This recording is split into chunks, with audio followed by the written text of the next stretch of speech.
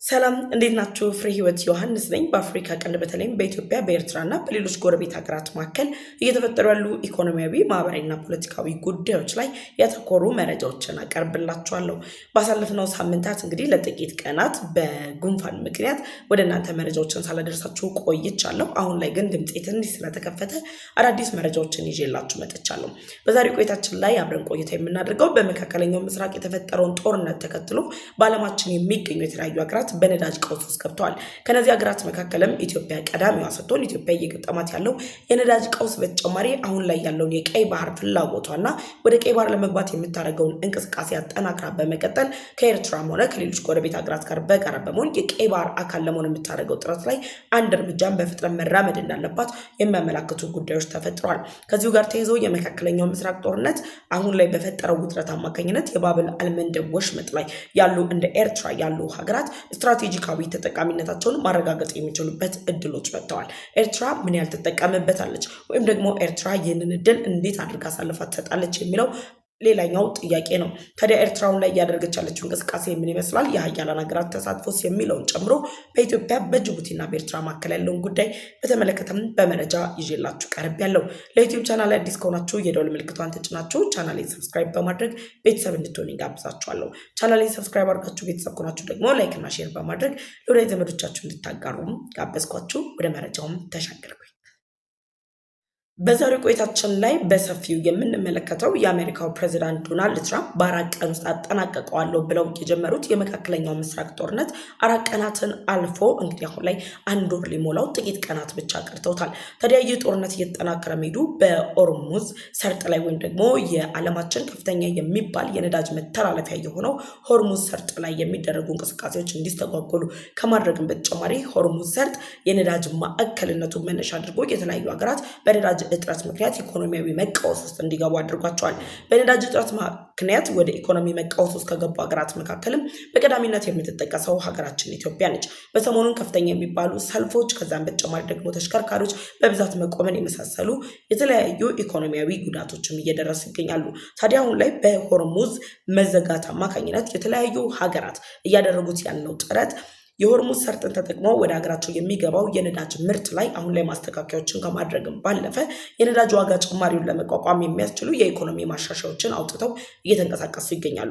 የሆርሙዝ ሰርጥ መዘጋት ከኢትዮጵያ ጋር ለረጅም ጊዜያት ውስጥ በግጭት ለማስነሳት በሚደረጉ ጥረት ውስጥ ኩርፊያ ውስጥ ያለችው ኤርትራ በባብል አልመንደብ መግቢያ ላይ መቀመጧንም ደግሞ ለባብል አልመንደብ አዋሳኝና ስትራቴጂካዊ በሆነ ቦታ ላይ መቀመጧን ተከትሎ በዓለማችን ላይ በቀጣይ ከሆርሙዝ ሰርጥ መዘጋት በኋላ ስትራቴጂካዊና ቁልፍ ከሚባሉ ቦታዎች መካከል የምጽዋ ወደብን በመጠቀም ስትራቴጂካዊነቷን ማረጋገጥ እንደምትችል ጭምር እየተነገረ ይገኛል።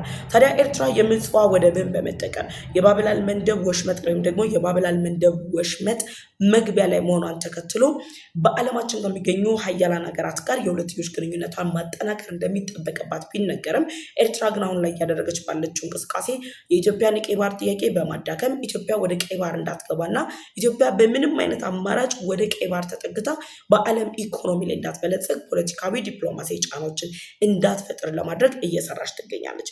ስለዚህ ከዓለም አቀፍ የንግድ መንገዶች ጋር የሚያገናኘው የባብል አልመንደብ ቁልፍ ጠባቦች ላይ የሚፈጠሩ ማንኛውም አለመረጋጋቶች ወይም ደግሞ ቀውሶች ኤርትራ በባብል አልመንደብ ላይ ያላት ሚና በማሳደግ በዓለም ኢኮኖሚ ላይ የራሷን የሆነ አስተዋጽኦ እንድታበረከት የሚያደርጓት ቢሆንም ኤርትራ ግን ያንን ለማድረግ አቅሙ አላት ወይም ደግሞ ያንን ለማድረግ የሚያስችሉ ከሀያላን ሀገራት ጋር ጥምረት ፈጥራለች ወይ የሚለው ሌላኛው ጥያቄ ነው። ስለዚህ ኤርትራ የባህር ትራንስፖርትን ለመጠበቅና ይህንን ወሳኝ መተላለፊያ የባብል አልመንደብ ወሽመጥን በመጠቀም ደህንነቱ የተጠበቀ አካባቢን ፈጥራ በዓለማችን ከሚገኙ ሀያላን ሀገራት ጋር አጋርነቷን አሳደጋ የዓለማችን ቁልፍ ስትራቴጂካዊ የሆነ ቦታ ለመሆን የምታደርገው ጥረት ላይ የምጽዋ ወደብ ስትራቴጂካዊ የሆነ የራሱን መንገድ ይጠቀማሉ ወይም ደግሞ ስትራቴጂካዊ የሆነ ሚና ይኖረዋል ተብሎ ይጠበቃል። ስለዚህ ኢትዮጵያ አሁን ላይ በአሰብ ወደብ ላይ እያቀረበች ያለችው ጥያቄ ኢኮኖሚያዊ ጥያቄ ከመሆን ባለፈ ታሪካዊ፣ ህጋዊ ጥያቄ ከመሆን ባለፈ በዓለም ላይ የተለያዩ ሀገራትን እያናወጣቸው የሚገኘው የነዳጅ ጥያቄ ምላሽ እንዲያገኝና ኢትዮጵያ በነዳጅ ምክንያት ችግር ውስጥ ከሚገቡ ሀገራት ተርታ እንዳትሰለፍ ራሷን ችላ እንድትቆም የሚያደርጋት መሆኑም እየተገለጸ ይገኛል። እነዚህ ባሉበት ሁኔታ ላይ ኢትዮጵያ አሁን ላይ የቀይ ባህር እንቅስቃሴዋን እያጠናከረች እየተመለከተች ባለችበት በዚህ ጊዜ ላይ ኤርትራ ይህንን እድሏን በመጠቀም የዓለም ስትራቴጂካዊ ቦታ ለመሆን በምታደርገው ጥረት ላይ ከተለያዩ አያላን ሀገራት ጋር አጋርነቷን ማጠናከር ይጠበቅባታል ተብሎ ይጠበቃል። እነዚህ ሀገራት እነማን ናቸው? ከኢትዮጵያ ጋርስ ምን ግንኙነት አላቸው? አሁን ላይ ኤርትራ የሆርሙዝ ሰርጥ መዘጋቱን ተከትሎ እያገኘች ያለችውን ስትራቴጂካዊ ሚና ለመጠቀም ከኢትዮጵያ ጋር ታሪካዊ ጠላት የሆነችው ግብጽ ቀዳሚ ሀገር ወይም ደግሞ ለኤርትራ አጋሩን ትቀርባለች። በተደጋጋሚ የግብጽ መንግስት ኢትዮጵያ በተለይ በባለቤትነት ጥያቄ የምታነሳበት የአሰብ ወደብ ላይ የታሪክና የህግ ባለቤት መሆኗን በገለጸችበት ጊዜ ጀምሮ ፖለቲካዊ ውጥረቶችን በማስነሳት የአሰብ ወደብ ላይ ቁጥጥር ለማድረግ ከኤርትራ መንግስት ባለስልጣናት ጋር ከዚህ በፊት የተለያዩ የመረጃ ምንጮች ስምምነት ላይ መድረሳቸው ተገልጿል። በይፋ የወጣ ነገር ባይኖርም ነገር ግን ግብጽ ካላት ፍላጎት አንጻር ኤርትራ በቀዳሚነት ስትራቴጂካዊ አጋርነቷን ከግብጽ ጋር በማጠናከር ግብጽ በአሰብ ወደብ ከዛም በተጨማሪ በምጽዋ ወደብ ላይ በምታደርገው እንቅስቃሴ የኤርትራን ስትራቴጂካዊ ሚና እንድትጫወት ይደግፏታል፣ የኢኮኖሚ ትብብሯን ያሳድጉላታል ተብሎም ይጠበቃል። በግብጽና በኤርትራ መካከል ያለው የወደብ ልማት ስምምነት ኢትዮጵያን ከቀይ ባህር ከማራቅ እስከ ቀይ ባህር ዳርቻን በመቆጣጠር ኤርትራን የቀኝ ግዛት ዘመናዊ ቀኝ ግዛት በመግዛት ግብጽ ሀያልነቷን ለማረጋገጥ ከዛ በተጨማሪ በኢትዮጵያ ድንበር አቅራቢያ ላይ ያላትን እንቅስቃሴ ለማጠናከር የምታደርገው ጥረት እንደሆነም ጭምር እየተገለጸ ይገኛል። ሁለተኛዋ ሀገር ደግሞ ከኢትዮጵያ ጋርም ጠንካራ የሚባል የኢኮኖሚ ትስስር ዲፕሎማሲያዊ ጥምረት ያላት በዓለም አቀፍ ደረጃ ላይ አሁን ባለው ሁኔታ የራሷን ጉልህ ሚና በመጫወት በአፍሪካ ቀንድ ላይ የራሷን የበላይነት አስጠብቃ ከተባበሩት አረብ ኤምሬት ጋር ያለችበትን ውጥረት በማስፋት ከሀገራቱ ጋር ጥምረት ለመፍጠር እየሰራች ያለችው ሳውዲ ነች። ሳውዲም በተመሳሳይ ኢትዮጵያ የቀይ ባህር ጥያቄን ካነሳችበት ጊዜ ጀምሮ በአሰብ ወደብ ላይ የኢኮኖሚ ፍላጎቷን እንድታሟላ የጦር ሰፈሯን እንድትገነባ ከዛም በተጨማሪ ደግሞ ወታደራዊና የሎጂስቲክ እንቅስቃሴዋን በአሰብ ወደብ ላይ እንድታደርግ ከኤርትራ መንግስት ግብዣ ሲደርስላት የነበረች ሀገር ነች። የኤርትራው ፕሬዚዳንት ኢሳያስ አፈወርቂ በተደጋጋሚ ሳውዲ ድረስ ሄደዋል። ሌሎች ባለስልጣኖቻቸውም ሳውዲ ድረስ ሄደዋል። ግብጽ በዚህ ማን ላይ የማሸማገል ሚና ሳውዲ በኤርትራ ላይ የተለያዩ ስራዎችን እንድትሰራ የማግባባት ስራዎችን ስታደርግም ቆይታለች። እነዚህ ባሉበት በዚህ ሁኔታ ላይ አሁን ላይ ባለው ሁኔታ የሳውዲ መንግስት በቀይ ባህር የነዳጅ ማጓጓዣ መንገዶች ላይ ያለው የሆርሙዝ ሰርጥ መዘጋት ኤርትራን እንደ ስትራቴጂካዊ አጋር በመጠቀም በባብላል መንደብ ወሽመጥ በተለይም ደግሞ የምጽዋ ወደብን በመጠቀም ነዳጅን ለማጓጓዝ እንደፈለጉ ለማንሸራሸር የሚያስችል በመሆኑ ኤርትራ ከሳውዲ ጋር ልትጣመር እንደምትችልም ይገለጻል። ሶስተኛዋ ሀገር የተባበሩት አረብ ኤምሬት ነች። የተባበሩት አረብ ኤምሬት ከዚህ ቀደም በታሪክ በአሰብ ወደብ በምጽዋ ወደብ ላይ ከኤርትራ ጋር በነበረ ስምምነት ወታደራዊና የሎጂስቲክ መናኸሪያዎች ነበሯት። ከየመን ጦርነት በኋላ የሁለቱ ሀገራት የኢኮኖሚ ግንኙነት የሁለቱ ሀገራት ፖለቲካዊ ግንኙነት እየሻከረ መጥቷል። በተለይም ደግሞ አሁን ላይ የተባበሩት አረብ ኤምሬት ከኢትዮጵያ ጋር እየፈጠረች ያለችው ጥምረት በኢትዮጵያና በተባበሩት አረብ ኤምሬት መካከል ያለው የሁለትዮሽ ግንኙነት ለኤርትራ ስጋት መሆኑን ተከትሎ ኤርትራ አሁን ላይ ሙሉ ለሙሉ ፊቷን ከተባበሩት አረብ ኤምሬት ወደ ሳውዲ ለማዞር አድርጓታል። የተባበሩት አረብ ኤምሬት ሳውዲና ግብጽ ከኤርትራ ጋር ስትራቴጂክ የሆነ አጋርነትን በመፍጠር ለባብላል መንደብ ስትራቴጂካዊ የሆነውን የምጽዋ ወደብን በመጠቀም የዓለምን የነዳጅ ገበያ ለመቆጣጠር እንዲያስችላቸው ከዛም ባለፈ ደግሞ በሆርሙዝ ሰርጥ ላይ የሚከሰተውን ክፍተት ለመሙላት የሚያስችል እድልን የሚያገኝላቸው እንደሆነም ጭምር ይገለጻል። ከነዚህ ሀገራት በተጨማሪ ኤርትራ ከነማን ጋር ትጣመራለች ከተባለ ከሩሲያና ከነቻይና ጋር ትጣመራለች። ከሩሲያና ከቻይና ጋር ያላት ወዳጅነት ከዚህ በፊትም የሚታወቅ ነው። ነገር ግን ሩሲያም ሆነች ቻይና አሁን ላይ ባለው ሁኔታ በአፍሪካ ቀንድ ከሚገኙ ሀገራት ከኢትዮጵያ ጋር ያላቸው ጠንካራ የተባለ ግንኙነት ሁለቱ ሀገራት ከኤርትራ ጋር ያላቸውን ጥምረት እንዲላላ አድርጎታል። ነገር ግን እነዚህ ሁለት ሀያላን ሀገራት የሆርሙዝ ሰርጥ መዘጋት በሌላኛው አማራጭ መንገድ በመጠቀም ያላቸውን ሀያልነት ለማሳደግ የሚጠቅማቸው በመሆኑ ኤርትራ ሩሲያና ቻይናን በመጠቀም ወደቦችን በማልማት በአሰብና በምጽዋ ወደብ ላይ ልማትን እንዲሰሩ በመፍቀድ ጭምር ከነዚህ ሀገራት ጋር ያላትን ግንኙነት ታሳድጋለች።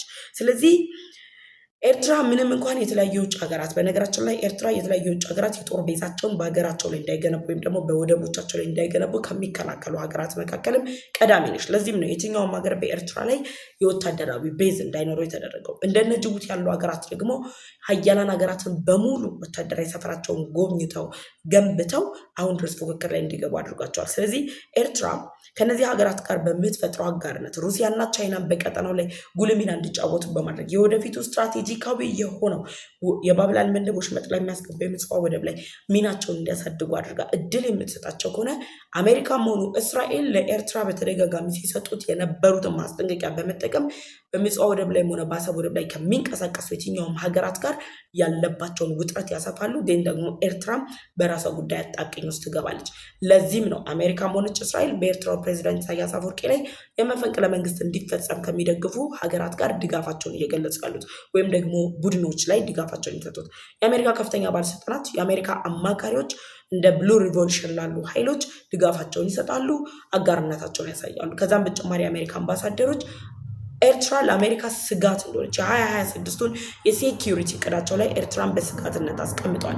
እነዚህ ሁሉ በቀጣይ በቀይ ባህር ላይ ስትራቴጂካዊ የሆነ ቁልፍ ቦታ ላይ የምትቆጣጠረውን ኤርትራን ከአሜሪካና ከእስራኤል ከኢትዮጵያ ጋር ያላትን ጥምረት ከማጠናከር ይልቅ ፊቷን ከሳውዲ፣ ከግብፅ፣ ከተባበሩት አረብ ኤሚሬት፣ ከሩሲያና ከቻይና ጋር የምታዞር ከሆነ አጣብቂኝ ውስጥ ያከተታል። ይህ ክስተት በጅቡቲ ላይ ምን ለውጥ ያመጣል? አሁን ላይ ባለው የሆርሙዝ ወሽመጥ መዘጋት ከዛም ባለፈ ደግሞ ኤርትራን ስትራቴጂካዊ ቦታ ማግኘቷ ጅቡቲን የተለያዩ ጉዳቶች ይጎዷታል። ከነዚህ መካከል ከአዲስ አበባ ወደ ጅቡቲ የሚወስደው 753 የሚጠጋ ኪሎ ሜትር በቀን ብዙ ሺህ ቶን ጭነቶችን ወደ ኢትዮጵያ ያጓጉዛል። ይህ መንገድ የጭነት ጊዜን ከ3 ቀናት ወደ 20 ሰዓታትም ዝቅ ማድረግ ችሏል። አሁን ባለው ሁኔታ ግን ኢትዮጵያ በአመት ከ2 ቢሊዮን ዶላር በላይ የወደብ ክፍያን እየከፈለች ነው ለጅቡቲ ወደብ እየተጠቀመች ያለችው። ስለዚህ የጋራ ጥገኝነትን ይፈጥራል። ይህ ማለት ጅቡቲ የኤሌክትሪክ ፍላጎቷን ከኢትዮጵያ ትገዛለች። ያን ለማድረግ ኢትዮጵያ በጅቡቲ ወደቦች ላይ በመጠቀም የምታደርገውን እንቅስቃሴ መነሻ አድርጎ በኢትዮጵያና ጅቡቲ መካከል ያለው ግንኙነት ኢትዮጵያ ብቻ በጅቡቲ ላይ የተመረኮዘ ሳይሆን ጅቡቲን በኢትዮጵያ ላይ የተመረኮዘ ህልውና እንዲኖራት ያደርጋል። ይህ ደግሞ ጅቡቲ በኢትዮጵያ ላይ የተመረከዘ ህልውና አላት ማለት እነ ግብፅ፣ እነ ኤርትራ፣ ሌሎች ሀገራት በመጫን ኢትዮጵያ ላይ የሚያደርሱትን ጥቃት ለማስፈጸም የሚያስችል አቅም አይኖራትም ማለት ነው። ከዛ በተጨማሪ በቀይ ባህር ቀውስ ውስጥ ጅቡቲ በባብላል መንደብ መግቢያ ላይ የምትገኝ ሀገር በመሆኗ ምክንያት የመርከብ ጥቃት፣ ኢንሹራንስ መጨመር፣ ከዛም ተጨማሪ መንገድ መዘጋትና የመሳሰሉትን ተጽዕኖች ያሳድሩባታል።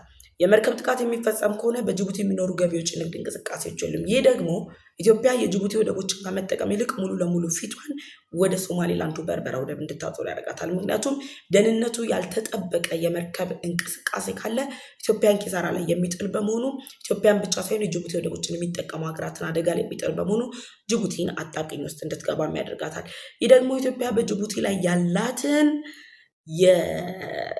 የወደብ ጭማሪ ዋጋ ጭማሪ ተከትሎ ጅቡቲ የዋጋ ጭማሪ እንዳታደርግባትና የዋጋ ቅናሽ በማድረግ ጭምር ከበርበራ ወደብ ይልቅ ወደ ጅቡቲ ወደ ፊቷን እንድታዞር ኢትዮጵያ ለማግባባት ጅቡቲ ሳትፈልግ በግዷ የዋጋ ቅናሽን ታደርጋለች።